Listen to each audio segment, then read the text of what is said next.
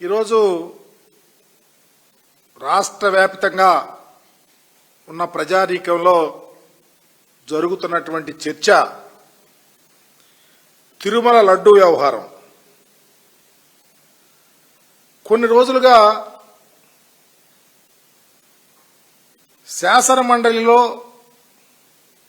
కాకుండా శాసనసభలో చర్చించాలని చంద్రబాబు నాయుడు గారు ఈ వ్యవహారంలో ఏకపక్షంగా వెళ్లాలనే ఉద్దేశంలో తప్ప నిజంగా తిరుమల లడ్డూ వ్యవహారంలో ఏం జరిగింది,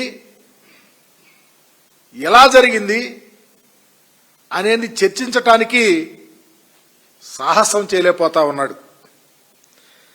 గత 4 రోజుల నుంచి శాసన మండలిలో హెరిటేజ్ దానికి సంబంధించి ఇందాపూర్ వ్యవహారానికి సంబంధించి చర్చ పెట్టమంటుంటే వాయిదా తీర్మానాన్ని తిరస్కరిస్తున్నటువంటి తీరు కూడా చూశాం. ముందుగా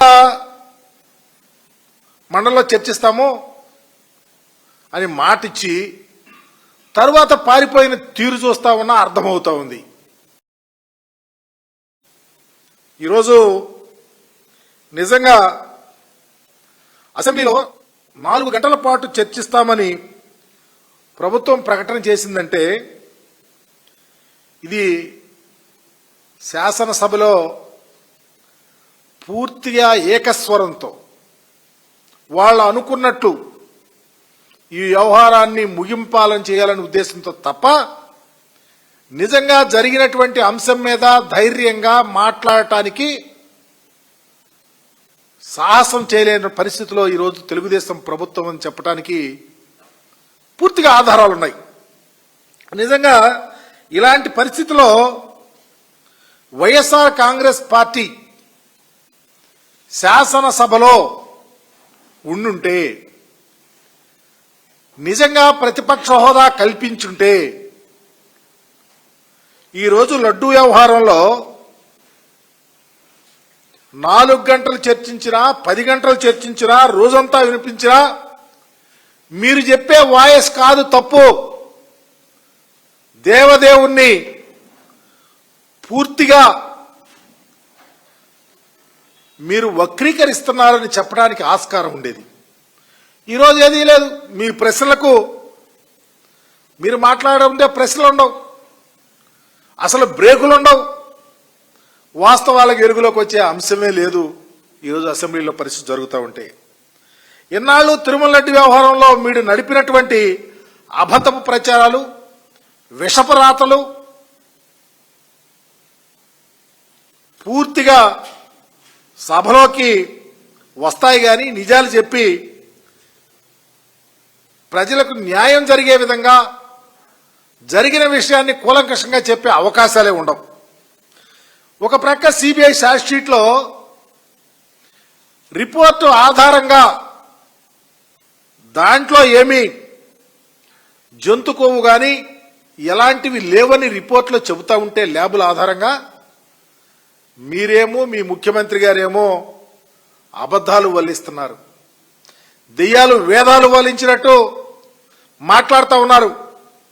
ఏదైనా ప్రజలకు దేవుడి మీద ఒక ఆలోచన తీసుకొచ్చే విధంగా లడ్డు అంటే మహాప్రసాదాన్ని కళ్ళకద్దుకొని స్వీకరించే లడ్డు మీద మీరు రాజకీయాలు చేస్తా ఉన్నారంటే నిజంగా మీకు సిద్ధశుద్ధి ఉందా అని అడుగుతా ఉన్నా.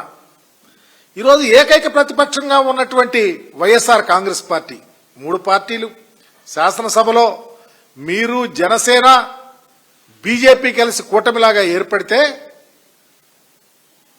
ప్రతిపక్ష నాయకుడిగా జగన్మోహన్ రెడ్డి గారి దాటికి తట్టుకోలేక ప్రతిపక్ష హోదా ఇవ్వలేని పరిస్థితి తీసుకొస్తా ఉన్నారు. దీనికి పూర్తిగా మీ చేతగానితనానికి అద్దం పట్టలేదా అని అడుగుతా ఉన్నాం. ఈరోజు ఎంతవరకు వెళ్ళారంటే శాసనసభలోనూ శాసన మండలిలోనూ లడ్డూ వ్యవహారాన్ని చర్చించాలని ఐవీఆర్ఎస్ పెట్టారంటే శ్రీ వెంకటేశ్వర స్వామి వారిని మీ రాజకీయాల్లో ఎలా వాడుకుంటున్నారో అర్థమవుతా ఉందని చెప్పి చంద్రబాబు నాయుడు గారికి తెలియపరుస్తా ఉన్నా. అయ్యా మీ యొక్క రాజనీతి ఇదేనా అడుగుతా ఉన్నాం.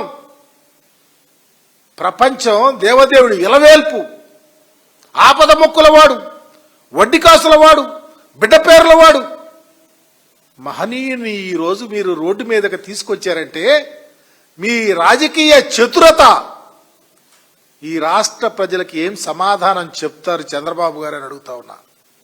ఇవి రాజకీయాలతోనేనా దేవుణ్ణి ముడిపెట్టేదని అడుగుతా ఉన్నాం. ఏనాడన్నా ఈ రాష్ట్రంలో ఇలా జరిగిందని అడుగుతా ఉన్నాం. చివరికి మీ యొక్క హెరిటేజ్ ఇందాపూర్కు సంబంధించి డైరీకి సంబంధించి మధ్య ఉన్న సంబంధాల కోసం మాకు లెజిస్లేటివ్ కౌన్సిల్లో మా వాళ్ళు గత 5 రోజుల నుంచి పట్టుబడతా ఉంటే మీరు వాయిదా తీర్మానాన్ని ఇస్త్రీ పారేపిస్తా ఉన్నారు, తిరస్కరిస్తా ఉన్నారు. మీ డొల్లతనం బయటపెట్టలేదని అడుగుతా ఉన్నాం. మీ యొక్క చేతగారితనం దాంట్లో అర్థం అవటం లేదా? ఎందుకు చర్చించలేకపోతా ఉన్నారు? ఎందుకు మీకు ఆ దమ్ము లేదు? చర్చించాలి కదా.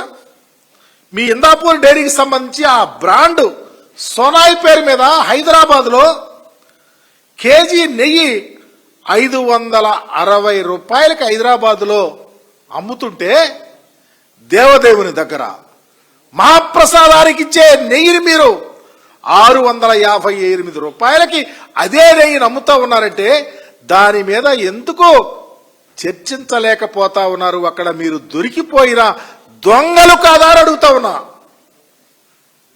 నిజమే, హైదరాబాద్లో 560 రూపాయలేంటి, తిరుపతిలో 658 రూపాయలేంటి? ఇక్కడే తెలుస్తా ఉంది కదా మీ యొక్క రాజనీతి. దేవుని దగ్గర తెలుస్తా ఉంది కదా మీ యొక్క పరిపాలనా సరళి. Not only laddu, entire government లో మీరు చేసే ప్రతి ఒక్క అక్షరం అవినీతి మయం కాదా అని అడుగుతా ఉన్నాం. అశ్రత పక్షపాతం కాదా అని అడుగుతా ఉన్నాం. అన్ని అలాగే జరుగుతూ ఉన్నాయి. ఈరోజు చూస్తూ ఉంటే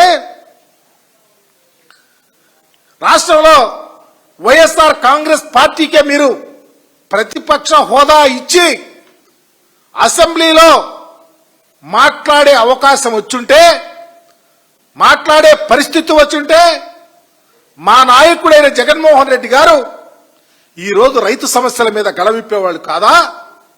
మీరు దొరికిపోయేవాళ్ళు కాదా? ప్రజా సమస్యల మీద మాట్లాడేవాళ్ళు కాదా? ఎస్సీ ఎస్టీ బీసీల హక్కులను హరించే తీరు మీద గళమెత్తేవాళ్ళు కాదా?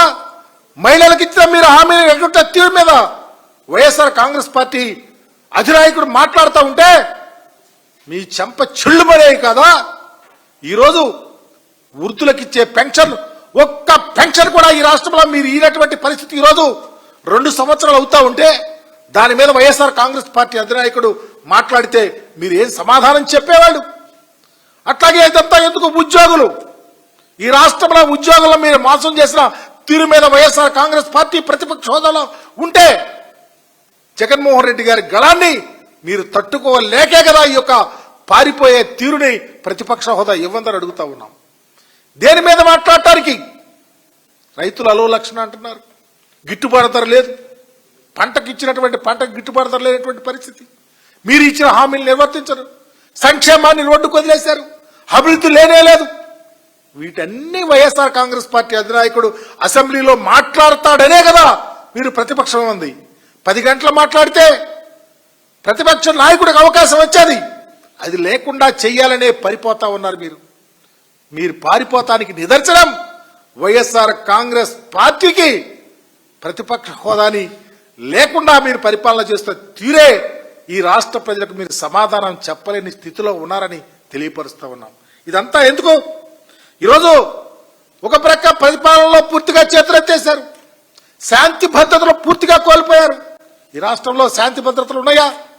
అట్రాసిటీస్, ఎక్కడ చూసి దాడులు, అఘాయిత్యాలు, అమానుషాలు. నేషనల్ క్రైమ్ రికార్డ్స్ బ్యూరో వాళ్ళు NCRB రిపోర్ట్స్ ప్రకారం భారతదేశంలోనే ఆంధ్రప్రదేశ్లోనే దాడులు, అఘాయిత్యాలు ఎక్కువని చెప్పేసి రిపోర్ట్స్ ఇస్తా ఉన్నాయి. దాని మీద మీరు సమాధానం చెప్పలేరు. చివరికి civil services, union public service కమిషనర్ల వారితో నియమించబడినటువంటి IAS IPS ఆఫీసర్ల మీద కూడా మీరు కక్ష కడతా ఉన్నారంటే ఈ పరిపాలన ఎటుపోతా ఉంది? ఎవరికి మీరు సమాధానం చెప్తారు? రాజ్యాంగం ఏ విధంగా అపాస్యమవుతా ఉంది? చట్టాలు మీ చుట్టాలుగా ఎలా తీసుకెళ్తా ఉన్నారు? దాని మీద సమాధానం చెప్పమని చంద్రబాబు గారిని అడుగుతా ఉన్నా.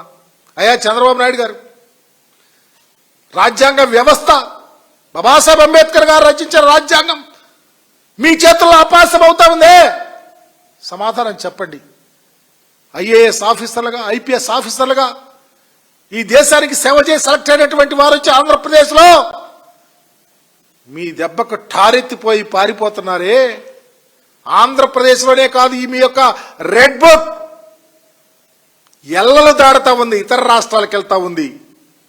ఈరోజు పివి సునీల్ కుమార్ డీజీ హోదా అధికారి, మా పేదవాడు, దళితుడు, రాజ్యాంగానికి లోబడి పరిపాలన చేసేవాడు కావచ్చు, దళితుడుగా, ఐపీఎస్ ఆఫీసర్గా పేదల హక్కుల కోసం మాట్లాడటం తప్ప, ఎస్సీల హక్కుల కోసం మాట్లాడటం తప్ప, భారతదేశ సివిల్ సర్వీసెస్ రూల్స్ 1969 క్లాస్ 3 ప్రకారం చర్యలు తీసుకుంటారా అన్నారే. అయా పేదవాడు, దళితుడు, అంబేద్కర్ వాది అయినటువంటి ఐపీఎస్ ఆఫీసర్ దళితులకు అన్యాయం జరుగుతూ ఉందని మాట్లాడటం తప్పని మీరు మాట్లాడి చర్యలు తీసుకుని అతన్ని సస్పెండ్ చేస్తా ఉన్నారే. సస్పెన్షన్ ఎంతకాలం చేస్తారు? దర్యాప్తు ఎంతకాలం చేస్తారు? అతని మీద వచ్చిన అభియోగాలు ఎందుకు ఇంతవరకు మీరు వచ్చి 2 సంవత్సరాల్లో నిగ్గు తేల్చలేకపోయారు? అంటే అతను రిటైర్డ్ అయిన దాకా ఒక పేద దళితుడు ఐపీఎస్ ఆఫీసర్గా రిటైర్డ్ అయిపోయిన దానిగా మీ కక్ష తీసుకుంటా ఉంటే ఈ రాష్ట్రంలో పేద ప్రజల యొక్క మనుగడ స్థితిగతులు ఏ విధంగా ముందుకెళ్తాయని చంద్రబాబు గారిని అడుగుతా ఉన్నా. ఒక్క సునీల్ కుమార్ కాదు, సంజయ్ డిఐజీ సంజయ్ కుమార్ ఏం తప్పు చేశాడని, ఎంత తప్పు చేశాడని, జాషువా ఐపీఎస్ ఆఫీసర్, నా సోదరుడు, eminent personality, sincere officer, suspend చేస్తారా? Vishal Gunni dynamic IPS officer. ఇదా ఈ రాష్ట్రంలో మీ యొక్క పరిపాలన?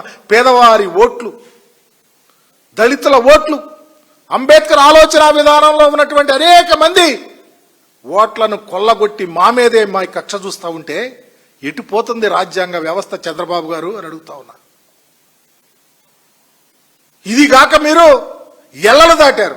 ఆంధ్రప్రదేశ్లోనే కాదు, ఎక్కడో బీహార్లో పనిచేసే సునీల్ నాయక్ అనే నా పేద సోదరుడు అక్కడ ఐపీఎస్ ఆఫీసర్ని తీసుకొని సస్పెండ్ చేస్తానికి ముందుకెళ్తా ఉన్నారంటే మీ పరిపాలన, మీ కక్ష, మీ కార్పణ్యం ఎటుపోతా ఉంది?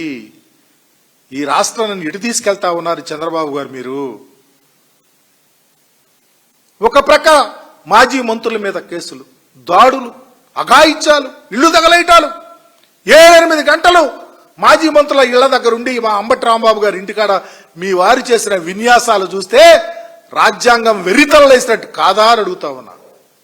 ఇలాంటి వాటికి ఏం సమాధానం చెప్తారని అడుగుతా ఉన్నా.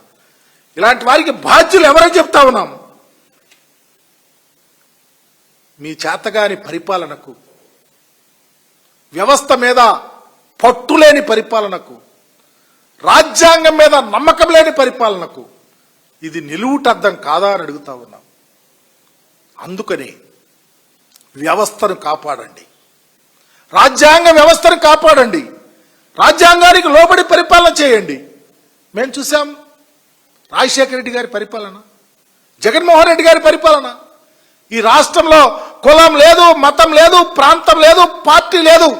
సంక్షేమ పథకాలు చంద్రబాబు నాయుడు గారికి కూడా అందించిన ముఖ్యమంత్రి జగన్మోహన్ రెడ్డి గారు అయితే కుల ప్రస్తావనలు, మత ప్రస్తావనలు, దేవుడు ప్రస్తావనలు, దేవుణ్ణి రోడ్డు మీదకి తీసుకొచ్చే పరిపాలన చంద్రబాబు నాయుడు గారిది కాదా అని అడుగుతా ఉన్నాం. వీటన్నిటికీ సమాధానం చెప్పే రోజు, వీటన్నిటికీ అకౌంటబిలిటీ అనేది తేల్చే రోజు రాబోయే రోజుల్లో ముందుంది. ముసళ్ళ పండగని తెలియపరుస్తూ ఈరోజు ఇలాంటి దారుణాలు ఎంతకాలం ఉంటాయి? సమాధానం చెప్పుకోవలసిన పరిస్థితి వస్తుంది, గమనించమని తెలియపరుస్తూ సెలవు తీసుకుంటా ఉన్నా.